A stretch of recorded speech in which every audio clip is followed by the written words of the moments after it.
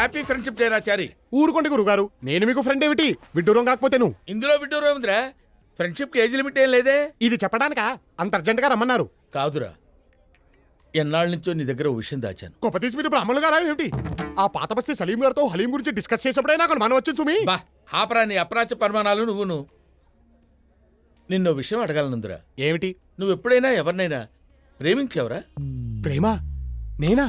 మనం కూడా ప్రేమించొచ్చా గురువుగారు?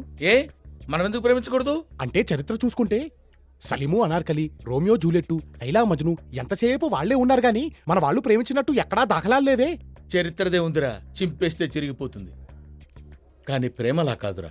ప్రేమ ప్రేమ ప్రేమ అంటున్నారు, కొంపదీసి మీరేమైనా ఏమిటి సిగ్గుపడుతున్నారా? వీడు మొఖానికి సిగ్గు కూడాను.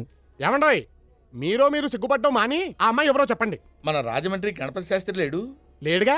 పోయిన పుష్కరాలకి మనిషిగా మునిగి శవంగా తేలాటగా. ఆ శవానికి పిండం పెడుతూనే వాళ్ళ పెద్దమ్మాయి శశికళకి బీటేశా. ఏమిటి మంత్రాలు చదువుతున్నా? నోరు మంత్రాలు చదువుతుంటే ఖాళీగా ఏం చేస్తారా? ఏసా. కానీ నా బ్యాడ్ లక్, నా ప్రేమని చెప్పేలోపే దానికి పెళ్ళైపోయింది. అదే పెళ్ళిలో వాడు రెండో కూతురు లక్ష్మీకళని చూశా. Just average.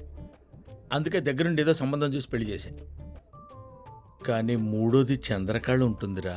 ఇంకది కూడా మిస్ అవుతాయి, మీకు మిగిలేది తల్లే. ఆ టెన్షన్ నాకు ఉందిరోయ్. అందుకే సంవత్సరం క్రితం తల్లి కూతుళ్ళిద్దరిని సనత్నకు షిఫ్ట్ చేశా. ఒరేయ్, చంద్రకళకి నిన్ను పరిచయం చేస్తాను.